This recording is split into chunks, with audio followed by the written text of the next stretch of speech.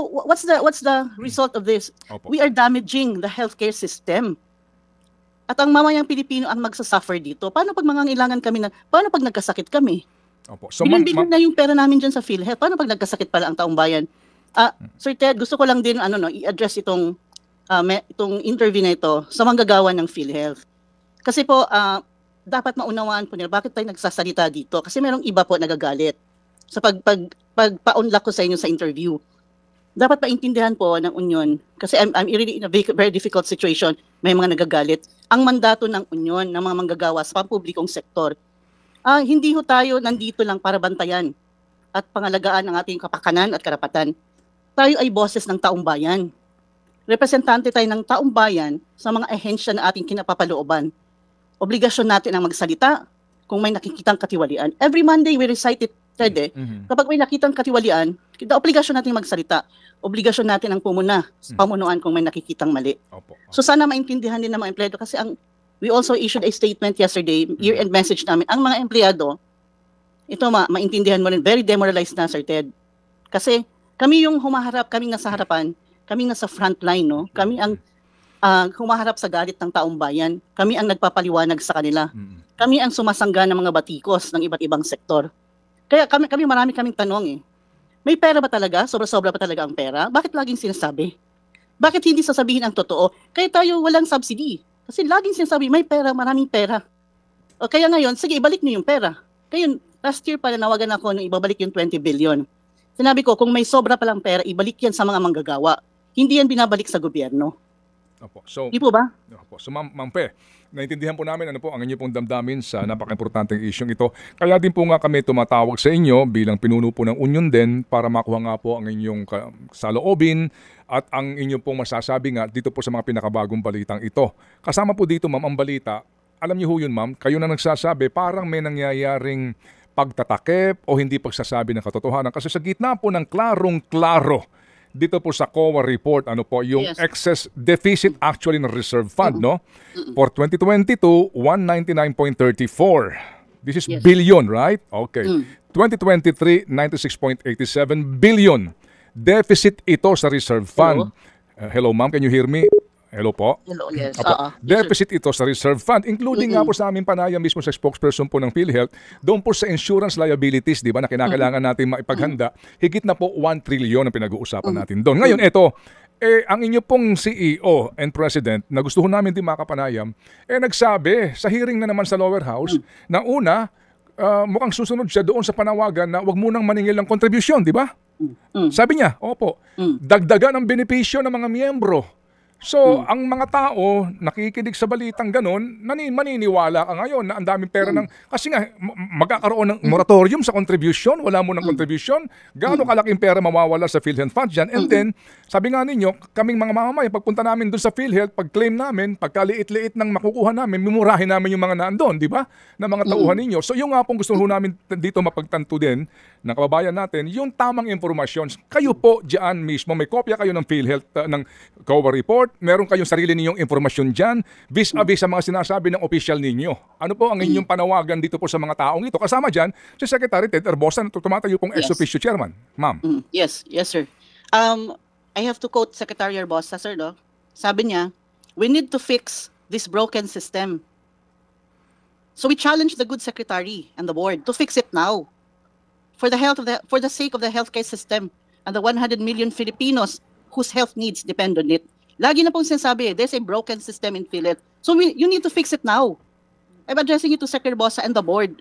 Kasi last year pa kami nanawagan fix na. There's management crisis in PhilHealth. Mistake after mistake has been done and it's damaging the healthcare system and all the Filipinos will suffer for it. So yun nga po, laging sinasabi, may pera. 'Di ba? Hindi magbibigay ng subsidy. So hindi na magbibigay ng premium. So how will we expect for PhilHealth, for the program to be afloat when there are no more funds coming in? And our core operating budget depends on premium contributions. So how do we keep it afloat? PhilHealth, the program might collapse. Ngayon, paano nangyayari sa pera natin? Ilang taon nang pinagbabayaran ng manggagawang Pilipino yan? 20 years? 30 years nagbabayad ang manggagawang Pilipino. Pag nag-retire siya, wala pala siyang madudukot, wala pala siyang magagamit pag na-hospital siya. Merong mga tao hindi nakakakita ng ospital, hindi nakakapat ng ospital kasi walang pambayad. Di ba? Itong subsidiya na to, para to sa marginalized sector na ayaw nilang ibigay, ayaw ibigay ng Kongreso at Senado. Para sa marginalized sector ito, premium nila ito. Ngayon, itong mga taong ito ang walang HMO.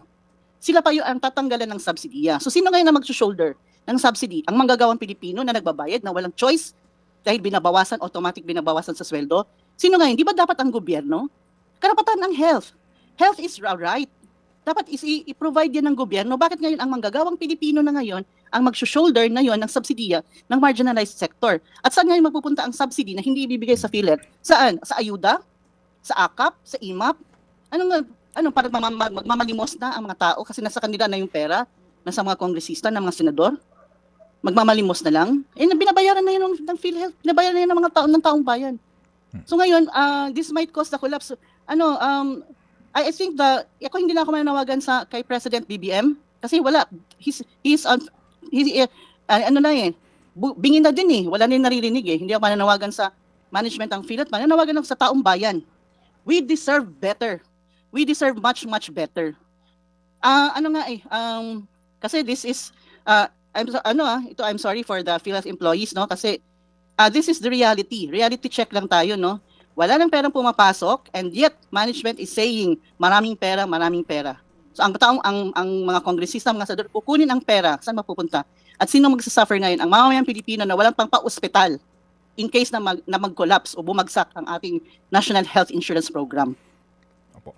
Sige po, ma'am. Salamat po na marami. Panghuli po, Ma'am Fe, no? Kasi po din sa decision po, 'di ba, ng NPC dito, yung lahat na 42 million individuals, no?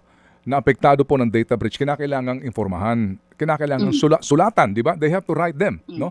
Through mail, right? Kasi hindi naman lahat may internet eh. Okay? Yes. So, yung gastos po dito sa 42 million mails na ipapadala, ito ho ay gastos ng mga miyembro.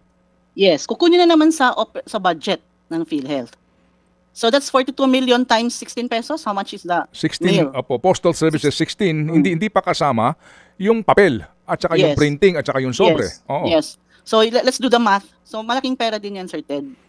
So ang laking nawala ng pera, no? Laking nawalang pera ng mamayang Pilipino. Okay. So ito ho, sigurado, ang gastos dito para doon sa printing sa mga papel at sobre, PhilHealth, yung mailing nito, PhilHealth din, no? Meaning members' contributions, right?